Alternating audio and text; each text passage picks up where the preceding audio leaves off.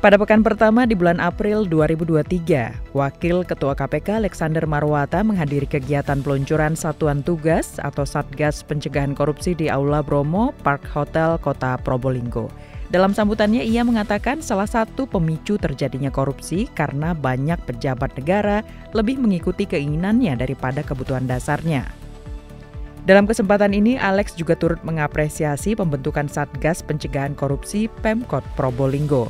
Menurutnya, yang tidak kalah penting, peran aktif masyarakat juga menentukan keberhasilan upaya pemberantasan korupsi itu sendiri.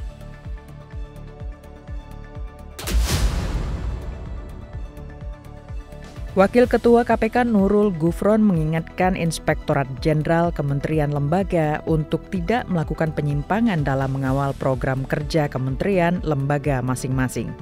Hal ini disampaikan saat menjadi narasumber Rapat Koordinasi Strategi Nasional Pencegahan Korupsi Stranas PK, penguatan Inspektorat Jenderal, Inspektorat, Pengawas Internal Kementerian Lembaga, Pelaksana Aksi Pencegahan Korupsi 2023-2024 di Gedung Krida Bakti Jakarta Pusat.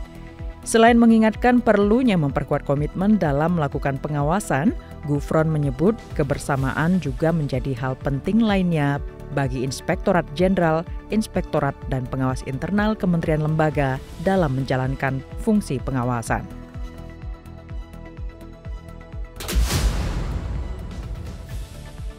KPK menetapkan RAT sebagai tersangka dalam penyidikan dugaan tindak pidana korupsi penerimaan gratifikasi atau yang mewakilinya terkait pemeriksaan perpajakan pada Direktorat Jenderal Pajak DJP Kementerian Keuangan RI. Tersangka RAT merupakan pegawai negeri sipil pada DJP dan selaku penyidik pegawai negeri sipil atau PPNS sejak tahun 2005. KPK selanjutnya melakukan penahanan terhadap tersangka di rutan KPK pada Gedung Merah Putih. Dalam konstruksi perkara ini, RAT diduga menerima gratifikasi dari beberapa wajib pajak atas pengondisian berbagai temuan pemeriksaan perpajakannya. RAT juga diduga aktif merekomendasikan kepada wajib pajak menggunakan jasa PT AME yang merupakan miliknya untuk menyelesaikan kendala dan permasalahan terkait kewajiban pelaporan pembukuan perpajakan.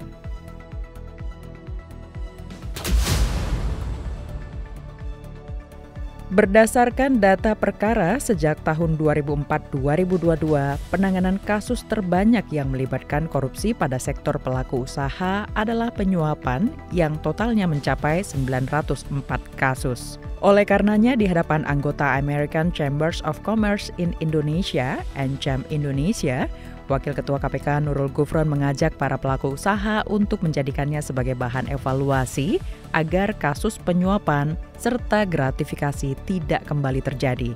Sudah sepatutnya pengusaha memegang etika dalam menjalankan proses bisnisnya agar menciptakan iklim yang kompetitif. Melalui pendampingan Direktorat Anti Korupsi Badan Usaha atau AKBU, KPK berujar bahwa pengusaha memiliki peranan penting dalam pemberantasan korupsi di Indonesia.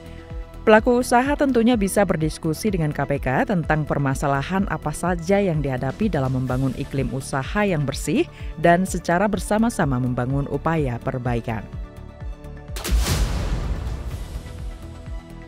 KPK melakukan kegiatan tangkap tangan.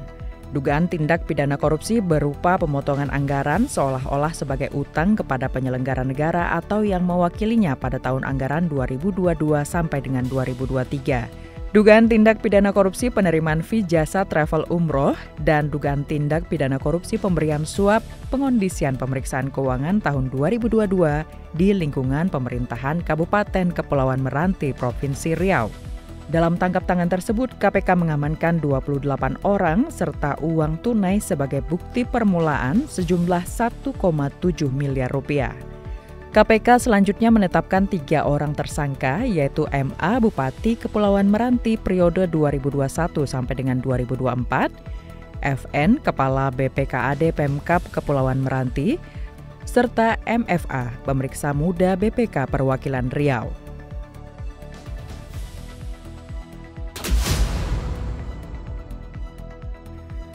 Demikian kegiatan Komisi Pemberantasan Korupsi pada pekan pertama di bulan April tahun 2023 yang terangkum dalam KPK 24 Jam. Dapatkan informasi selengkapnya melalui website kpk.go.id. Salam anti korupsi. KPK mengingatkan para penyelenggara negara dan pegawai negeri untuk menolak gratifikasi yang berhubungan dengan jabatan dan berlawanan dengan kewajiban atau tugasnya, khususnya terkait perayaan Hari Raya Idul Fitri 2023. Informasi lebih lanjut terkait mekanisme dan formulir pelaporan atas penerimaan gratifikasi dapat diakses pada tautan gratifikasi.kpk.go.id atau menghubungi layanan informasi publik KPK pada nomor telepon 198.